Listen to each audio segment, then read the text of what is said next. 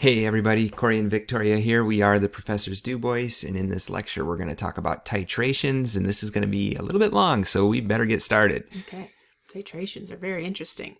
So titrations use solution stoichiometry in their calculations, and what titrations are, it's like the opposite of a limiting reactant problem. So you have a reaction, say you have two reactants, and you start with a known amount of one, and you slowly add the other reactant until the first one is completely gone, and the one that you just added is completely gone, and you only have products. And then you can do your calculations based on the amount that you knew you had, that you started with, do your stoichiometry calculations to figure out the amount of the other reactant that you had that is like the unknown. So you have one known and one unknown, and you use your calculations from the known to calculate your unknown. And the way that you can do that is that you add the exact stoichiometric amount of the other reactant.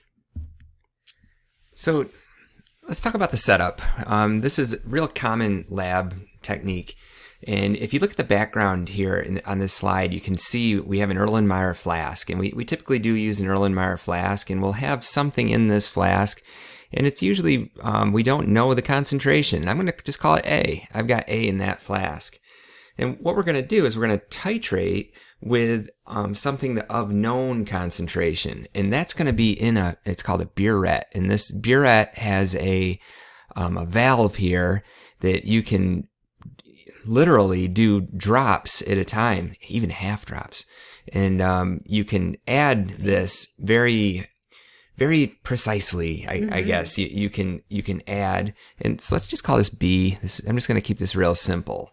So usually this is an acid base. We have an acid, the acid may be in the burette, the base may be in the burette. But we know the concentration of one, we don't know the concentration of the other. So what we need a reaction. We need to write this as a reaction. So my reaction is A plus B makes C. Just keeping this real simple. These are not real elements. They're not intended to be elements. C is carbon, but you know what I mean, I hope. So what we're doing here is we're starting out and all we have is A. It's in the flask. That there is no reaction initially. Well, when we add some amount of B, a couple drops, we'll form C. But the B is going to quickly be used up, so we're just left with A and C in this flask. Well, the idea is we're going to add B until the A is gone and not a drop more. So if that happens, all we have in the flask is C. And we call that the equivalence point. Equivalent amounts of acid and base.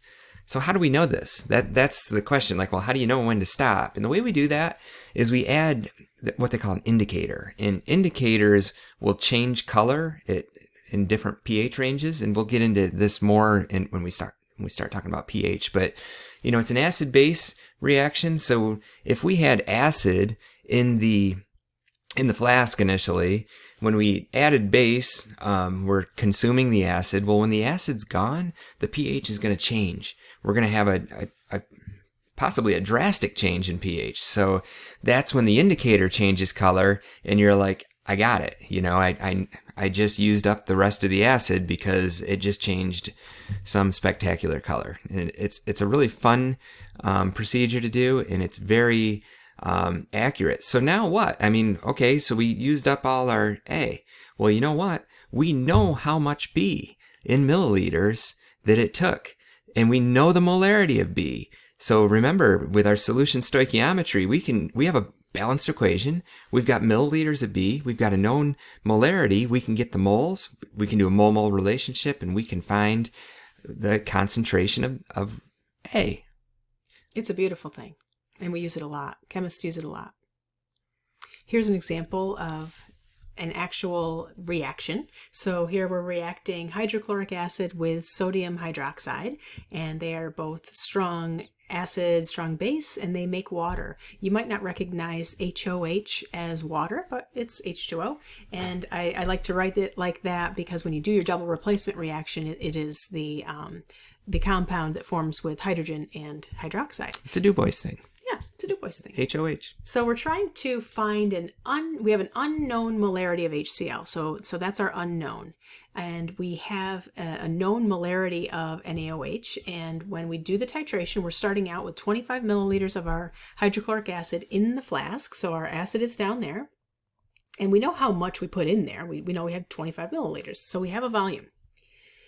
And we titrate it until we add base until the end point. So when we have our color change, we stop and we record the amount, and that was 32.10 milliliters. So we have our data is this. I like to write my data underneath my species in the balanced equation. So we have our molarity and our volume that it took of NaOH, and what we're looking for is moles per liter. What's the molarity of HCl?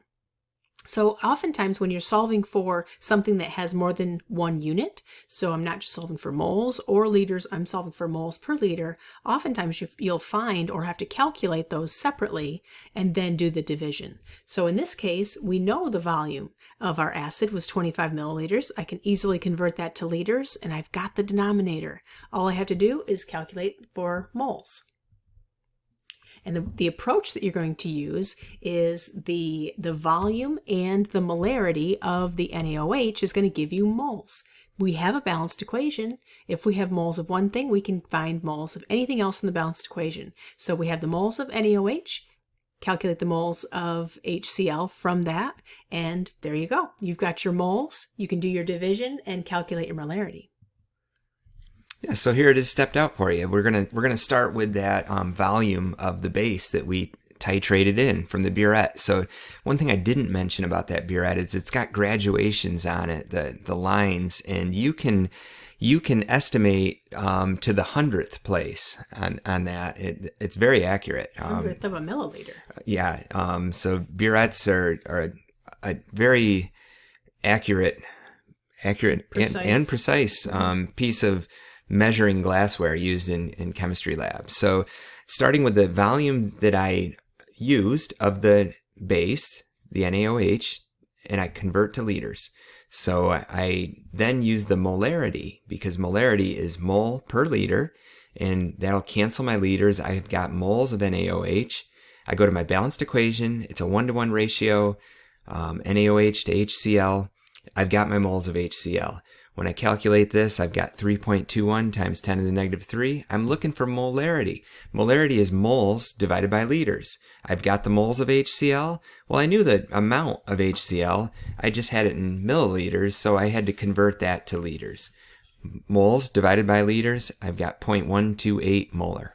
And I also want to point out that oftentimes you'll see these brackets. And when you see the brackets and you have something inside the brackets, they're talking about the concentration of that substance. So in this case, this is the molarity of HCl we're representing with HCl in those brackets.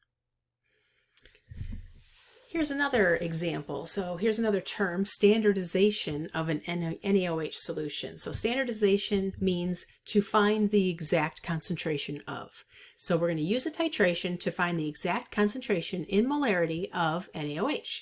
And this time we're going to use a solid monoprotic acid. This is a very common standardizing acid. It's KHP. It's not potassium, hydrogen, phosphorus. Okay. It is a very large molecule. You can see it's 200 grams per mole, and it has one donatable hydrogen. So when we represent that in our reaction, we're just going to say that donatable hydrogen is here, and then A is just the rest of this KHP.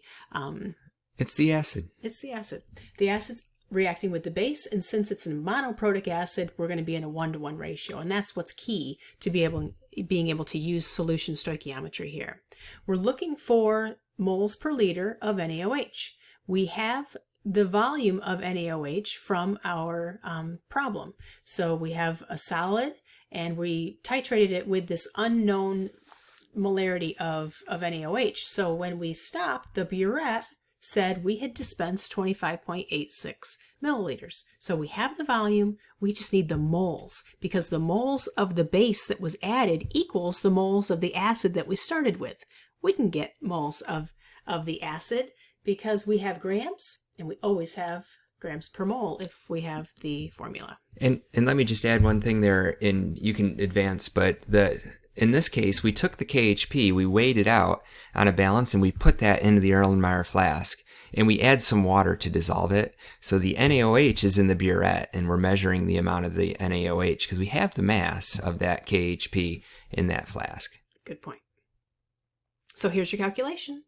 We don't have to spend too much time walking through that, but we can. The black on the top gives us our moles of NaOH, and we needed that because once we have moles, we could divide by the liters that it took to reach the end point, and there's your molarity. So this time NaOH is in the brackets. Another thing we can do is determine the molar mass using titration. Now, with all of these questions, they seem like, God, they're so hard, but just stop and ask yourself, well, what is molar mass? What am I looking for? Well, molar mass is grams per mole. Now, in this problem, we've got an unknown solid monoprotic acid. We're going to call that HA, making it simple.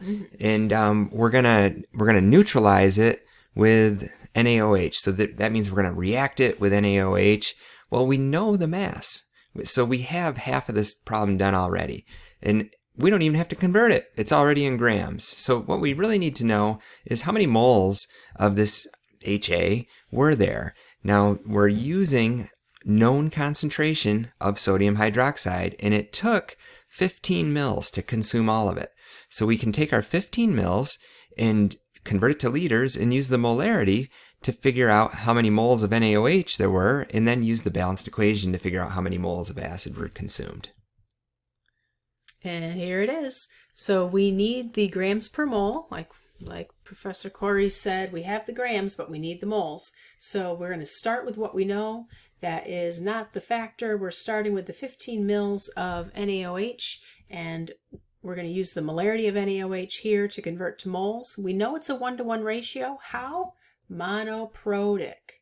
One hydrogen can be donated, and it takes one NaOH to neutralize it. So that's how we knew it was a 1-to-1 ratio. You want to write that equation. You want to write and balance the equation because it could have been like a different base, and maybe when you balanced it, then it wouldn't be 1-to-1, even if it is a monoprotic acid. So always write the equation. And then you can just divide your grams divided by the moles that you just calculated, and there's your molar mass. And this is a technique that we use to help us determine an unknown substance, is do a titration, and we can determine what their molar mass is. Here's your practice. Okay, so we got a practice problem here. We've given you the reaction, and notice here we've got H2SO4 reacting with the sodium hydroxide. When we balance that equation, it's been balanced for you, you'll see that there are 2 NaOHs here. So this is going to put a little twist on things. You'll see. We call that a diprotic acid because it has 2 donatable hydrogens. There's 2 problems, not just one, but they're both going to use the same reaction. Pause the video and give it a try.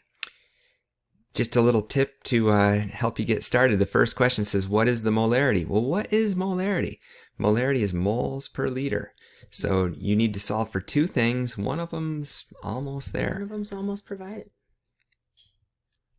All right, there's your answers, and there's your brackets. So we were looking for molarity in both cases. So it's the molarity of the sulfuric acid is in brackets on the number 1, and the molarity of the NaOH. We represent that with the brackets as shown in number 2. Hopefully you did well, and if not, go back and rewatch and try it again. Retitrate. Retitrate. Yeah, good one. Always have to retitrate. Yeah, I missed the end point.